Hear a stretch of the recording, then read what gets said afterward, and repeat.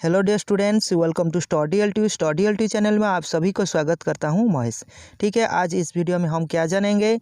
आपकी 10वीं कक्षा का पहला पद्य भाग हिंदी का अनमोल वाणी, जिसको लिखे हैं कबीर जी, और कबीर जी के परिचय यानी कि कवि के परिचय के बारे में आज इस वीडियो में हम अच्छी तरह से जानेंगे। डियर स्टूडेंट्स, देख लीजिए कबीर जी के बारे में क्या दिया गया है कवि परिचय सेक्शन में।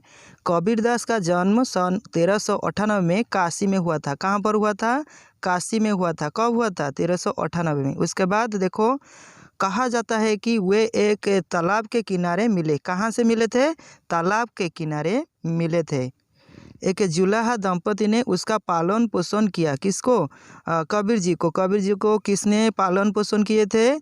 जुलाहा दंपति ने। शॉर्ट क्वेश्चन में आ सकता है। देख लीजिए, वे कपड़े बुनने का काम करते थे। क्या करते थे? वो जो दंपति थे, जुलाहा दंपति, वो कपड़ा बुनने के कार्य कर रहे थे। उसके ज़्यादा पढ़े लिखे नहीं थे, लेकिन बड़े अनुभवी थे। पढ़े लिखे ज़्यादा नहीं थे, फिर भी वो ज़्यादा अनुभवी थे। बुद्धि विवेक से काम लेते थे। जो भी काम करते थे वो बुद्धि विवेक को खटा करके यानी कि अप्लाई करके काम करते थे। बहुत बातें जानते थे। वे सभी धर्मों को बराबर मानते थे। कबीर जी के इस प्रकार का मन में भावना था कि सब धर्म समान है, सभी धर्मों का बराबर वो मानते थे कबीर जी। नेक्स्ट देख लीजिए, वे ईश्वर के निर्गुण निराकार रूप को मानते थे। वो विश्वास करते हैं कि ईश्वर जी निर्गुण है और निराकार है। उनका आकार कोई भी आप नहीं जान सकते हैं या फिर सभी लोग नहीं जान पाते हैं। इस प्रकार उनका भावना था कि निराकार रूप है किसका? ईश्वर का रूप निराकार है, वो मानते थे।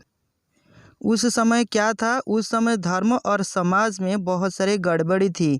कबीर ने अपनी वाणी से उसे दूर करने के लिए प्रयास किया। कबीर जी ने प्रयास किया यानी कि चेष्टा किया था कि कैसे अपने वाणी से, अपने मुंह से जो वाणी निकलता है उससे लोगों को अच्छे बर्ताव सिखाइए और धर्म के बारे में अच्छा ज्ञान दे सकते हैं। इसीलिए कबीर जी ने ऐसा कोशिश किया। कबीर जी ने अपनी वाणी से उसको दूर करने के प्रयास किए थे। ठीक है। लोगों ने जाति पाति ऊंच नीच का भेदभाव था। लोगों के बीच में क्या था? जाति पाति था और ऊंच नीच का भेदभाव ज़्यादा था। विभिन्न धर्मों के अनुयायी आपस में झगड़ते थे। वो विभिन्न धर्म होता है, मुस्लिम धर्म, क्रिश्चियन धर्म, हिंदू धर्म, बहुत सारे धर्म हमारे समाज में हैं। तो विभिन्न धर्मों के अनुयायी आपस में अपने अपने में झगड़ा कर रहे थे। ठीक है। देखो बच्चों, क्या क्या ज़्यादा फैल गया था? बाह्य आडंबर, अंधविश्वास फैल गया था। ज़्यादातर क्या? अंधविश्वास और बाह्य आडंबर। जैसे बाह्य आडंबर हम क्या बोलते हैं? आराम से जीने के लिए जो कोशिश करते हैं, बाह्य आडंबर होता है। जैसे अच्छा खाना खाएं, अच्छा चीज़ देखें, व्यवहार करें, उसको इस्तेमाल करें, ऐसा ही कोई चीज़ें हैं, उसको हम बाह्य आडंबर बोल सकते हैं। बाह्य आडंबर, अंधविश्वास भी ज़्यादा हो गया था। कबीर जाति भेद, मूर्ति पूजा, बाहरी आडंबर आदि को विरोध करते थे। वो उसका अपोज में गए थे। किसने? कबीर जी ने क्या बोल रहे थे कि क्या उनके दिमाग में था? जाति भेद कुछ भी नहीं है, जाति भेद हमारे अंदर में नहीं आना चाहिए। मूर्ति पूजा को विश्वास नहीं करते थे और ये बाहरी आडंबर है उसको ज़्यादा विरोध करते थे, अपोज करते थे। वो क्या कहते थे? वो कहते थे कि सब मनुष्य बराबर है। जो भी जाति है उसकी जाति के अंतर हम उसको अच्छा बर्ताव या फिर बुरा बर्ताव नहीं करना चाहिए। मनुष्य सभी का अंदर में मनुष्यता है और सब मानव यानी कि सब मनुष्य समान है, बराबर है। वो इसी प्रकार कहते थे। वे बाहरी धार्मिक कर्म कांड की अपेक्षा भक्ति भाव पर बल देते थे। वो ज़्यादा किसको बल देते हैं? भक्ति भाव को बल देते थे और जो धार्मिक कर्म कांड है उसको वो विरोध करते थे। वे तीर्थ व्रत जप तप मूर्ति पूजा बाहरी काम छोड़ के सच्चे दिल से भगवान की भक्ति करने को कहते थे। वो कहते थे कि आप जो बाहरी काम हो गया, जैसे मूर्ति पूजा, जप तप यानी कि या फिर बोल सकते हैं तीर्थ व्रत, उसको आप ज़्यादा इम्पोर्टेंस ना दीजिए। ये इसके बदले आप क्या करें? सहज दिल में, सच्ची दिल में भगवान को याद रखो यानी कि याद करो, भक्ति करो। इसी प्रकार का उनका ज़्यादा इम्पोर्टेंस था। ठीक है। वे सदाचार, सच्चाई, भाईचारे, धार्मिक सहिष्णुता का प्रचार करते थे।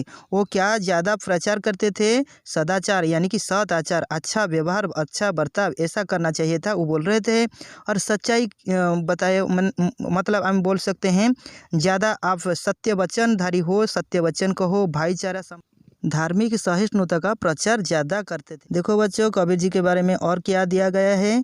कबीर का व्यक्तित्व सादा सीधा पर बड़ा प्रभावशाली था। ठीक है, उनका जो व्यक्तित्व था यानी कि पर्सनालिटी था वो सादा सीधा सिंपल था, लेकिन बहुत इफेक्टिव था यानी कि प्रभावशाली रहता था। उनकी वाणियों को उनके शिष्यों ने बीजक नाम के ग्रंथ में संग्रहित किया। वो क्या किया, उनके जो शिष्य थे, शिष्यों ने बीजक नाम के एक ग्रंथ किया। एक ग्रंथ में उनकी वाणियों, उनकी नीति वाणी को स्थानित किया था।